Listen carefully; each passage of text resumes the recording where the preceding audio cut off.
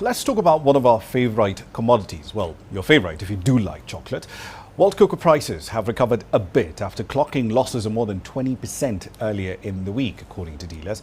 Now, recent volatility in cocoa prices has made it a lot more expensive to maintain positions in cocoa futures because, in part, margin requirements have gone up by quite a bit.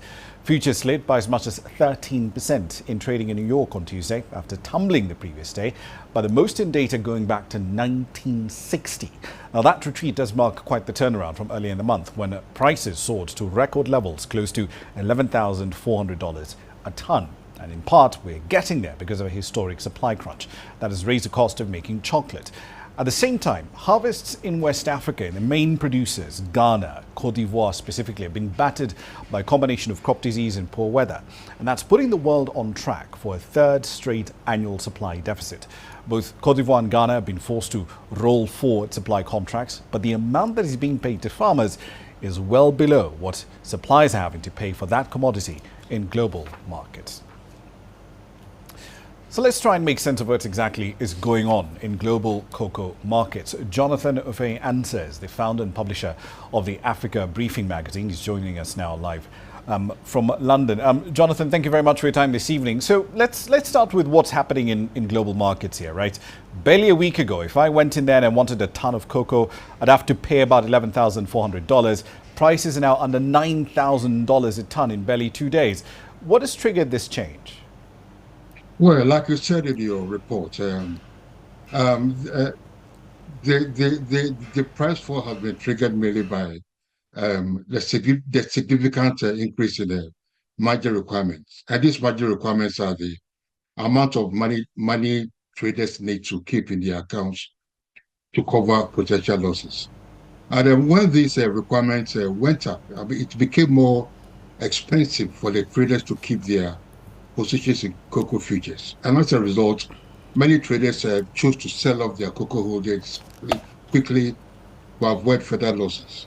There was a fair bit of speculative trading activity in the market, wasn't there? In the run-up to this, insane jump that we saw to $11,400 a ton. Because if you roll back the clock to around 2022, a ton of cocoa would have cost you and I $2,500.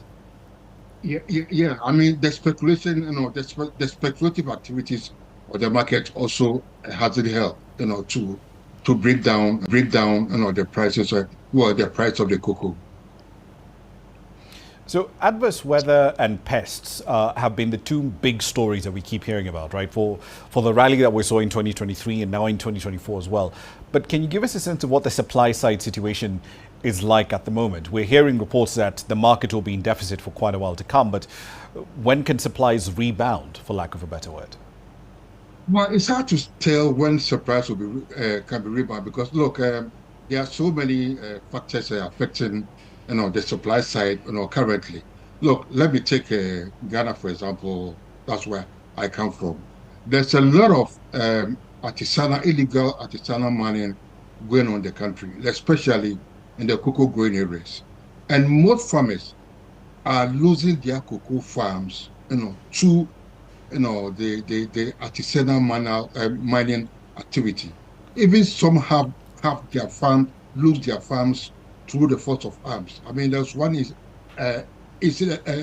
one example where a cocoa farmer was offered a price for her farm, she declined, and a month later, armed groups went there and forcibly seized the land, and that's number one. And again, the artisanal mining is also, the chemicals used, the toxic chemicals like mercury and others used, is actually destroying the water bodies and therefore affecting the cocoa trees. So until, some of these, and again, you add to that the adverse weather conditions, and again, diseased trees and so on and so forth. So you add cumulatively, all these affect the cocoa production. So in the very foreseeable future, I don't see a rebound, in cocoa production. What sort of minerals are these artisanal miners after? Is it gold or is it something else? Well, the artisanal miners, they mine mainly gold, right?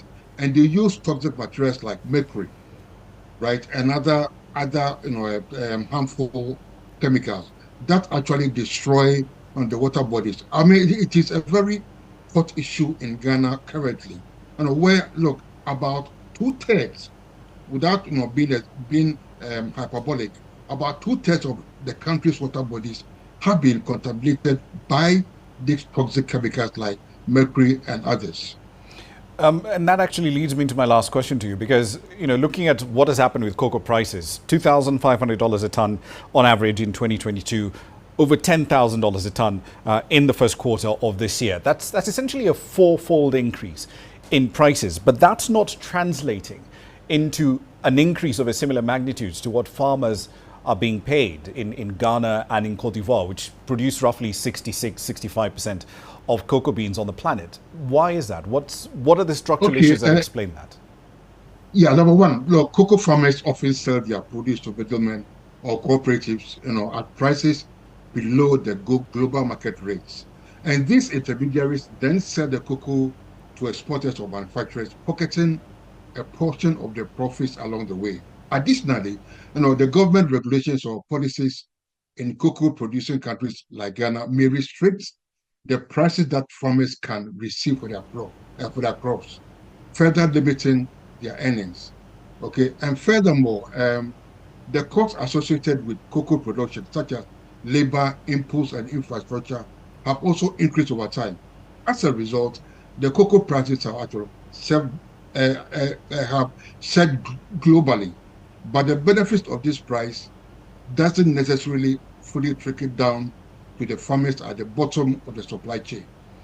Is it something that the cocoa boards in both countries definitely need to change? Because they're in a situation here where they essentially set the price for buying up essentially all the cocoa supply in the country well in advance. But yes, that might be useful if you're essentially on the supply side. But if you're a farmer and you're looking at all these paper gains that you're essentially losing out on, as is the case right now, I mean, at some point that's really got to change if you're going to incentivize farmers to change how they farm.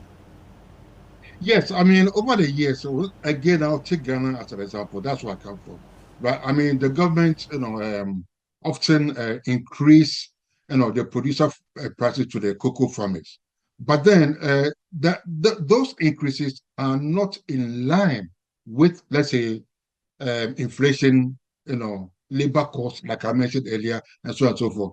So that leads to, look, some of these farmers have even abandoning their farms or abandoning cocoa farming to farm other cash crops. So look, it's a losing game that most of these producing countries are playing, because the more they try to increase, the farm gate prices, the more the cost increase, and so many other factors also increase. So the cocoa farmer is perennially always underpaid compared to the global prices.